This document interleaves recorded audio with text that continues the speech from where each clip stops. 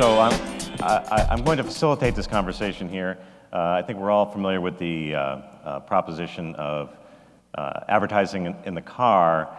It's somewhat amusing to some people who are at this event who come from the radio industry, which is like, yeah, we know how to do advertising in the car. In fact, we know how to do contextualized advertising in the car, and we know how to do it free, and we know how to make it easy to use. In fact, it's intuitive. Everybody understands. So your radio is giving you location-based advertising and news, news, sports, traffic, weather information, ads that are location relevant.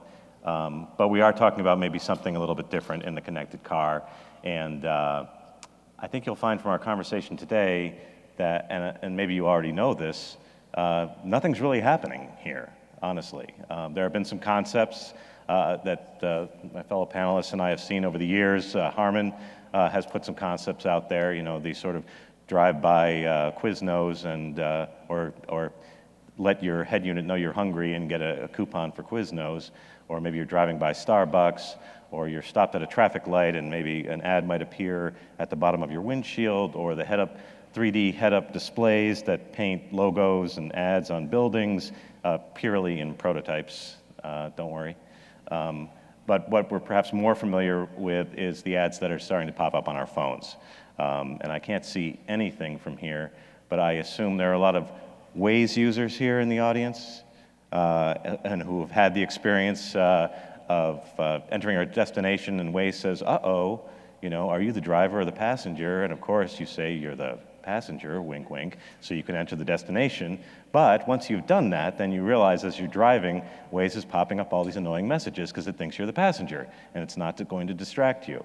But that's kind of where we're at right now. Or, as Carrie is going to claim here on the panel, you're using Pandora without connecting it appropriately to your in-dash system, and lo and behold, ads are appearing on Pandora, you know, visual ads that are potentially distracting to the driver. So that's kind of where we're at. It's a bit of a mess. But we've been here before and finding a new medium for advertising. And if you look at how much revenue radio is deriving from advertising, somewhere between 17 billion or 20 billion if you listen to SiriusXM. SiriusXM is deriving 5 billion in subscription revenue from the car. So there's a rich content consumption environment revenue opportunity in the car.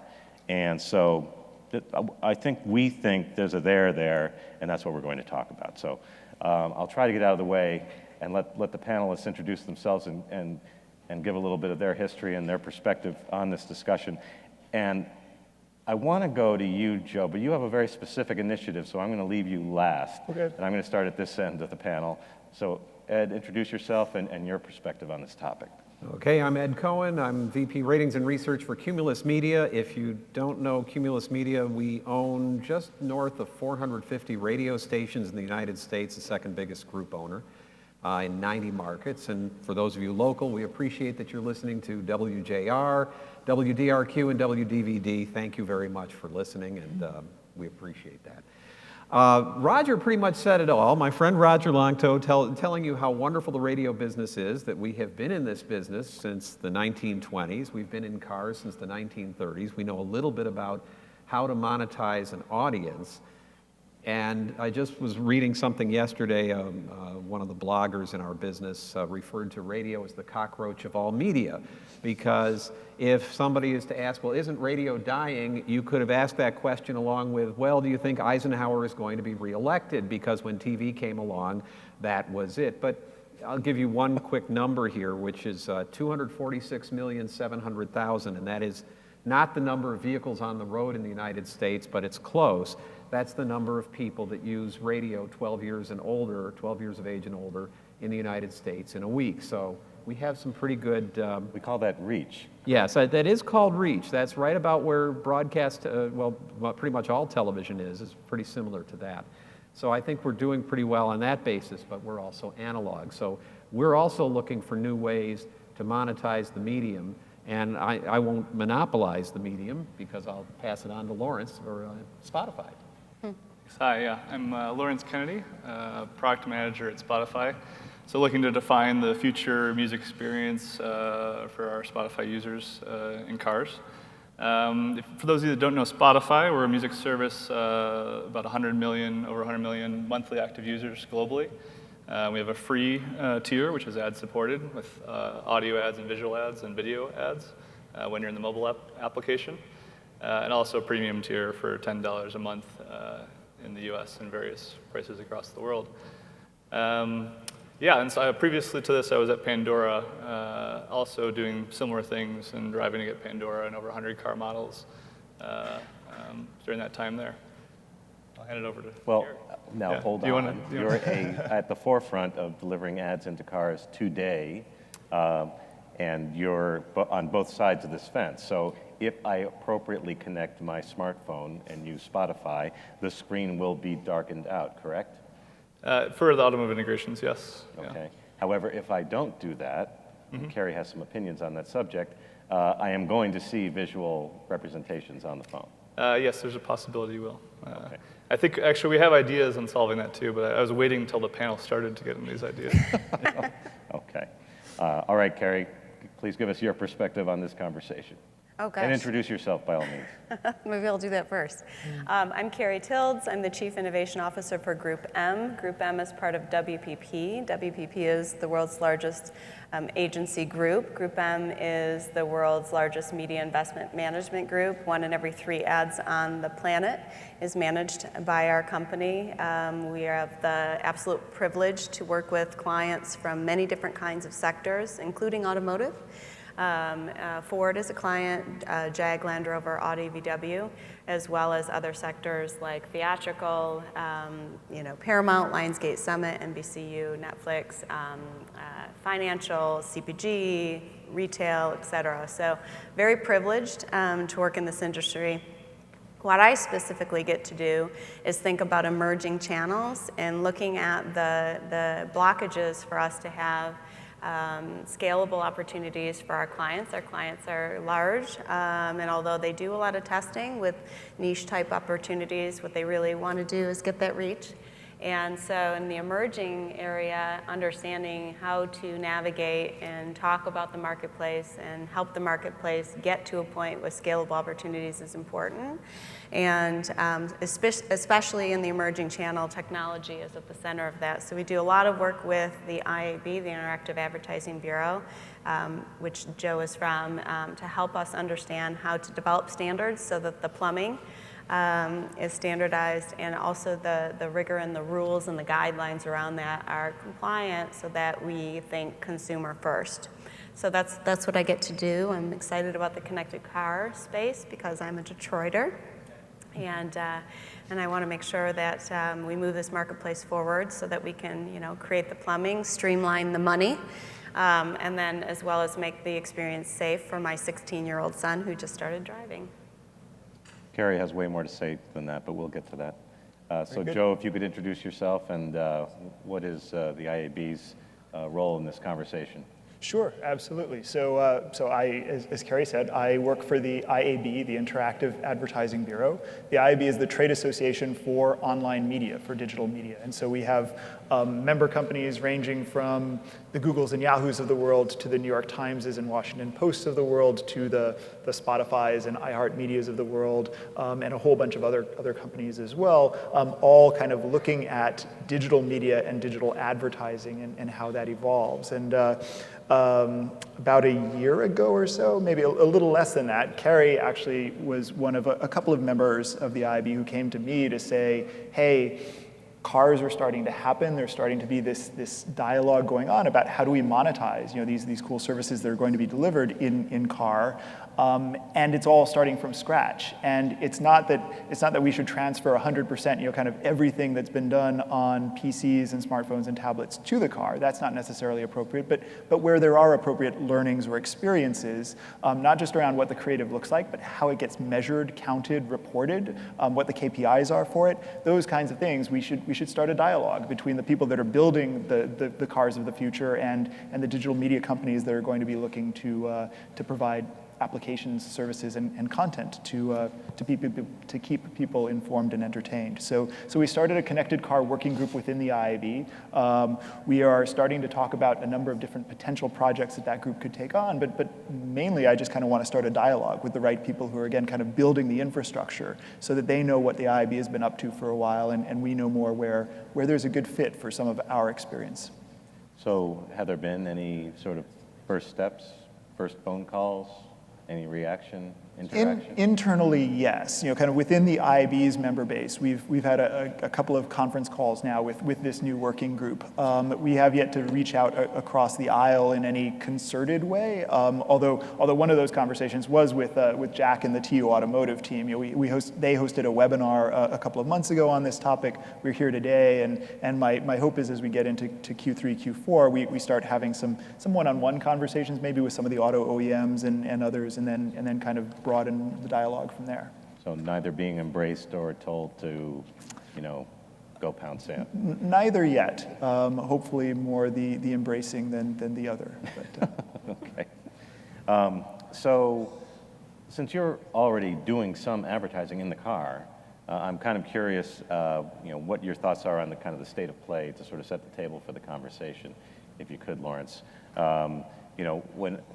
When I look at it from an industry perspective, I would think if I'm a car maker and Spotify's got an app running in my car, on connected phone, on my connected platform, in my dashboard, I'm thinking, gee, I should have a share of that, advertising activity.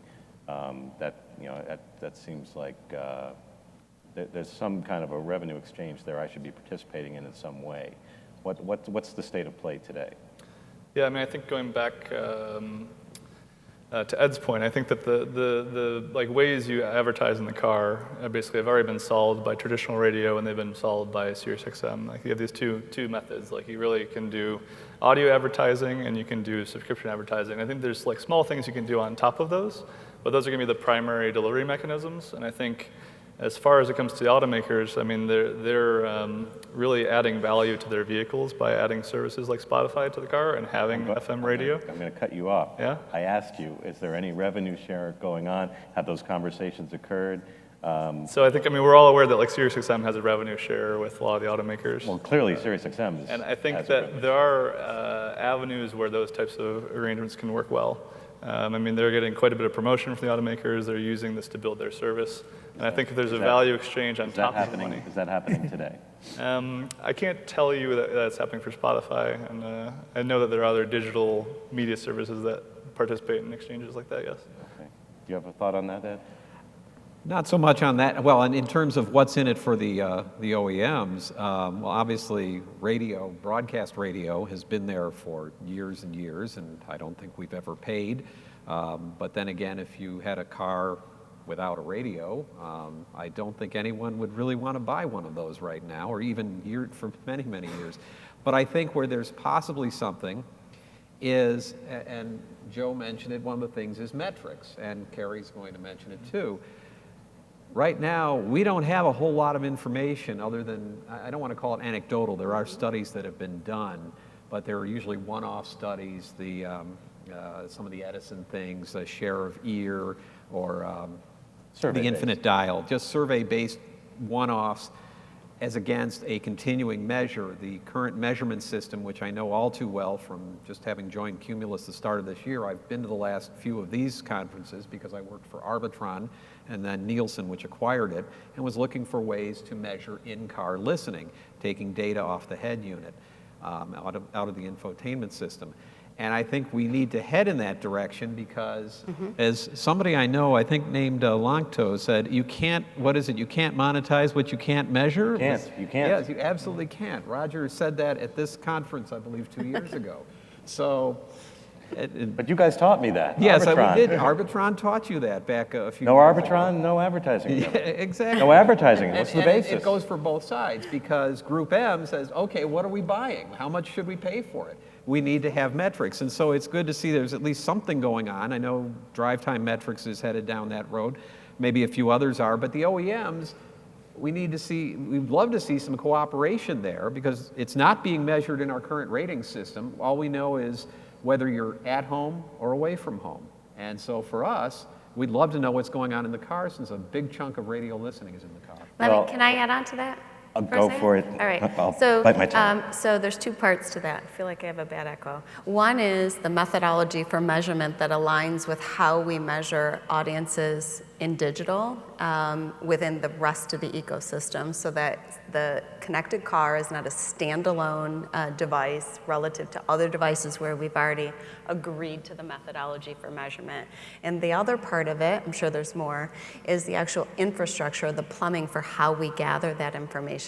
Privacy compliant, making sure that the customer, the guest is taken care of from that perspective, but the actual technology or plumbing, and that's why the standards from the IAB are so important for the other devices, and then of course we need to discuss it for the connected car, is so that that plumbing, that standard for the technology for how we gather that data is consistent, not only among operating systems, but among that vast app ecosystem that exists and is being developed, very, very quickly as we speak, not only for the PC, advanced TV, mobile, VR headsets, but also the connected car.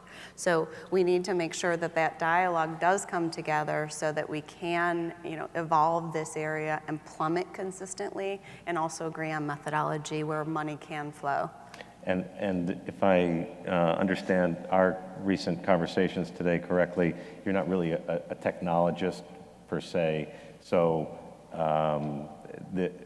you don't have like a specification sheet in mind for what you would want to see deployed in a car. Well, for example, at the IAB, they launched a digital ad serving guideline, last year, the year before. It's called DAST, D-A-A-S-T, if you want to look it up. And so if you think about that delivery methodology for the schema, the actual technical schema, and there's an associated document that goes along with that, if you think about that, and anybody who's developing in this ecosystem, the connected car ecosystem, if they read through it and said, okay, well, if I'm going to develop a data delivery system that reports on a user interaction with an audio stream, for example, in car, why wouldn't I embrace DAST? What needs to change? And if there's something that needs to change, what we're advocating for is for them to go back to the IAB and say, hey, 80% of this schema works and 20% needs to be adjusted because these are the differences in vehicle. That's exactly what we're talking about. Did I hear D-A-S-T? D-A-A-S-T. D-A-A-S-T. Well, there's your opening, please. Sure. What exactly is that? The digital audio ad serving template is definitely one good example of an IAB standard that would fit very well in any sort of digital audio environment as the advertising environment in cars changes. I totally agree with everybody else that it's going to be audio-based ads probably first and for a while now until we figure out the right ways to deliver visual companion ads to the dashboard screen or other places. So DAST is a good example. The IAB and the Media Rating Council are working on kind of a standard around audible ad impressions. So in the digital world, the whole of the internet advertising ecosystem is moving towards what's called viewable ad impressions. These are ad impressions not just kind of served from a server somewhere up in the cloud, but impressions where that somebody had an opportunity to see the ad. Seeing doesn't really work very well in the world of audio ads, though. So for both PC and mobile audio advertising, what's the equivalent? What's an opportunity to hear an ad like? As the MRC and the IAB start establishing that standard again, I think it will fit very well for in-car digital audio ad experiences too. So those are two that would be a natural. And now you're getting some of the inside baseball on the media side that, the conferences like this, it's a little bit different. I think to go back to the question of what's in it for the OEMs or others in this space, if those metrics can be pulled out, I think you also get a view of what people are doing in the vehicles. One of the things when I was trying to push this through or start to get going on this with Arbitron and Nielsen was to say, okay, if you're an OEM, if you're General Motors, for example, you might be able to see what's going on in a Chevrolet model, but you don't know what's going on in the competitive Ford models or Toyotas or Chryslers or whatever, fill in the blank.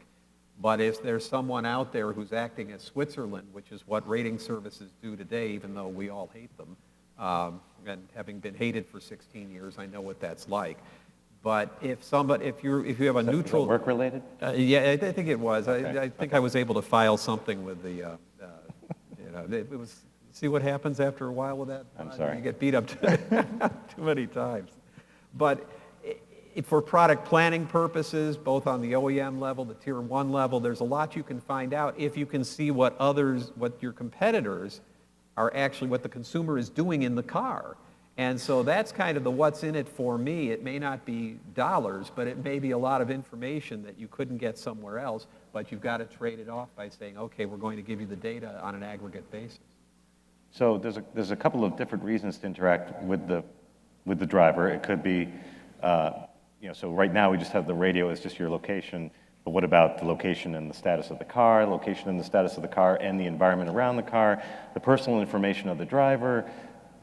The OEM has a lot of other interests in terms of taking care of the vehicle and the driver and interacting with that customer beyond what other advertisers might want to get in there and do with regard to, what destinations that driver may be headed to. The key thing about radio is, and what I seen over the years in a lot of radio messaging is, the radio is the last opportunity until the person gets out of the car and turns their phone on, for an advertiser to influence a decision to be made about a purchase. And more often than not, if someone's in a car, they're on the way to conduct some kind of transaction. So it's a very valuable proposition. And oh my God, think of the idea of someone strapped in and forced to listen to whatever it is going on orally inside the vehicle. You have a captive audience, okay? So it's a compelling proposition.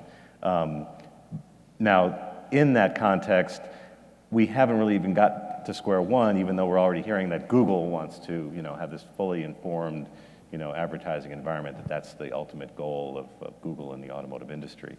But what are the panelists' thoughts about what kind of advertising could be brought to the car and almost surprisingly isn't really yet there? Like you were talking about the interactive apps, for example, audio-based interaction with the app. Yeah, it's shocking, and I think that it's even more shocking that interactive audio isn't at scale available for the mobile phone, let alone the connected car.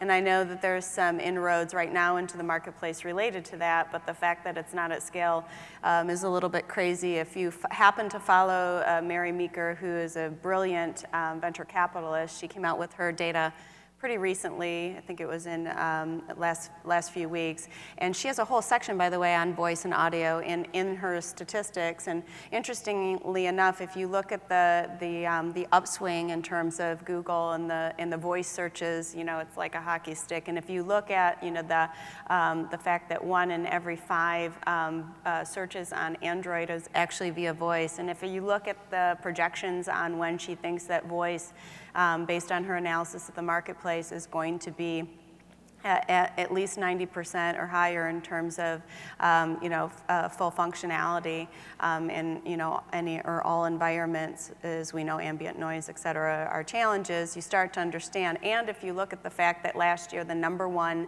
top-selling speaker in the home was the Echo, you start to understand that voice is absolutely already being adopted at scale and continues to grow in terms of the consumer behavior. So for us as an advertising organization, we look at those scalable opportunities where consumers are already exhibiting their behavior on other devices, and it is shocking that we don't have interactive ads on mobile more at scale, although I know there's a lot of developments there, and certainly there's a huge opportunity, I believe, in vehicle for voice, interactive voice, to be a power app overall, not just radio, but interactive voice. And one of the arguments that I've actually heard is, while each car, when you do have to interact, operates a little bit differently. You either have to, press this button or do this thing. Well, the fact is, we deliver ads to all sorts of connected devices now that work differently.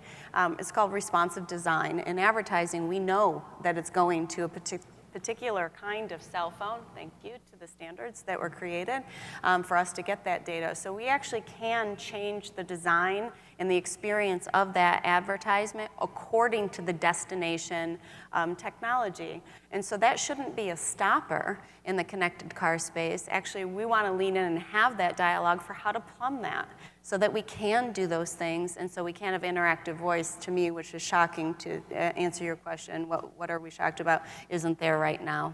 We absolutely can do it. So, that's why we're here. And I don't know if the smartphone was the last platform that IAB defined some standards for, but what has everybody here in this room experienced without really knowing it was happening in the background in terms of advertising on smartphones prior to standard setting activity, after standard setting activity?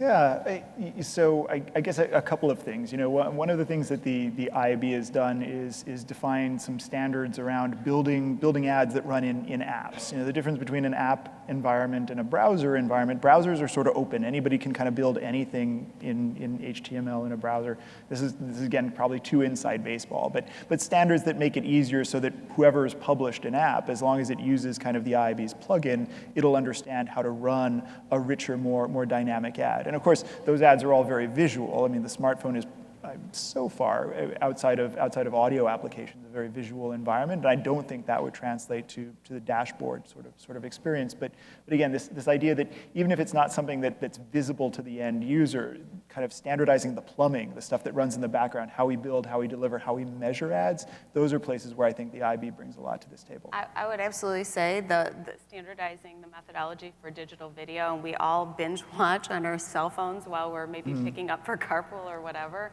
is an absolute example of a very scalable opportunity we advertise against, that without the standards and the plumbing associated, we wouldn't be able, we wouldn't be able to advertise against that. Sure. One of the reasons digital video has attained the scale it has is we set the standard that made it easy to kind of build one version of a video ad and have it run in any video player on the internet. And I asked you about Telenav. Is Telenav a member of IAB? They are, yes. Okay, because I think the navigation companies like Telenav are trying to create kind of an arrival experience, maybe, and an ad-supported experience on what they're doing. I think areas. I mean, there are a number of IAB areas where I think, again, there's a lot of congruence between us, and so location has been a key sort of topic that the mobile parts of the IAB have been talking about for a long time now. When you talk about how location works in an in-car environment, I think there are some differences, but there's a lot of similarities. And then the other thing I would say is around data, right? And data usage and control. As TVs get smarter, as wearables start to become a thing, people are interested in what's the creative going to look like. But those things in cars, they generate so much data that can be used to kind of build a better picture of who somebody is and what they're interested in, what kinds of ads will work for them, if it's used in the right way, if the end user kind of feels like they have some control, some notice and some choice about that usage. And again, I think there's a lot of IB learning there and hopefully useful learning. It's interesting because I think the auto industry hasn't come to grips with the fact, or is just sort of ignoring the fact that now that Android Auto is in the car and you can connect your Android phone with Android Auto, Google could just start sending visual advertising messages over Android Auto if they so chose. There's nothing stopping them, basically. So that's sort of a hole in the safety net. I would contest that one a little bit. Like, what would be their incentive of doing that? Like, it's the same motivation that automakers don't display visual ads in their head units, is why they don't do that. And for instance, for Spotify, like we know that we don't want to have visual ads in the car. Like this is something that I think is. I'm just trying to suggest that we should be careful when we're relying on the kindness of Google. Yeah, but we're also relying on the kindness of GM not to display visual ads in their car too, as well too. I'm pretty sure we can rely on GM not to do that. Yeah. But I think GM people here might contradict me, but okay, let's conclude on the point of when the car isn't moving.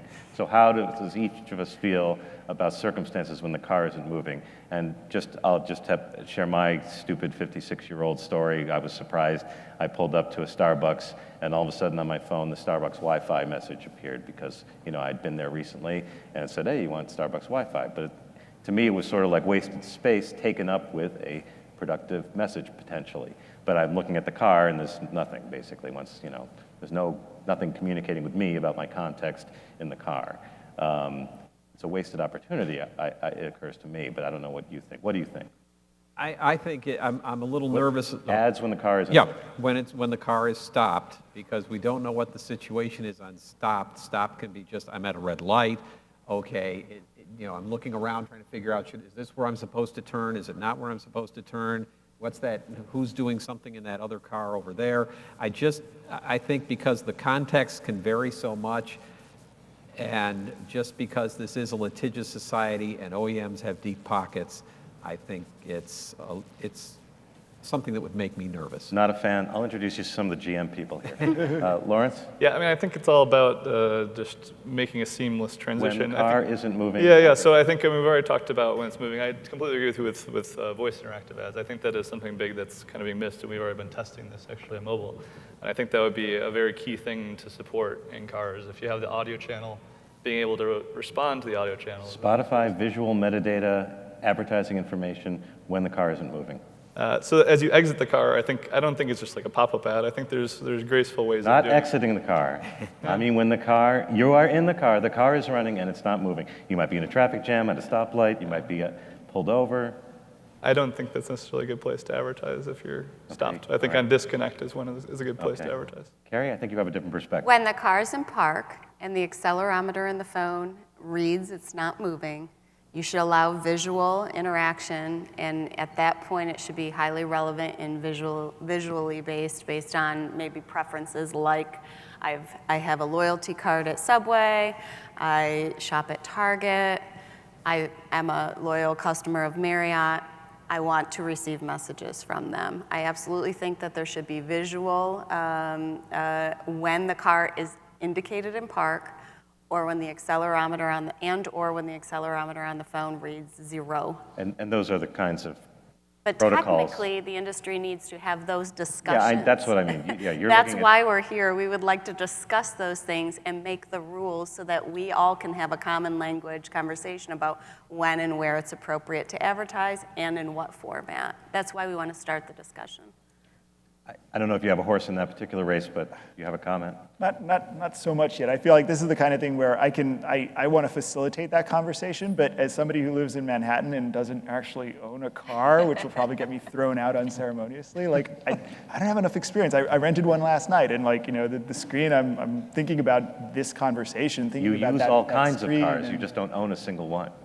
Right. Well, there's cars in every taxi I get into, I suppose, or there's screens in every taxi I get into, I suppose. Yes. But no, I think it's definitely worth having that conversation. I think we can find a kind of safe level where everybody's willing to agree. Yeah, let's do something visually appealing when these conditions are met. But we have to make sure that we meet and we all agree on those conditions.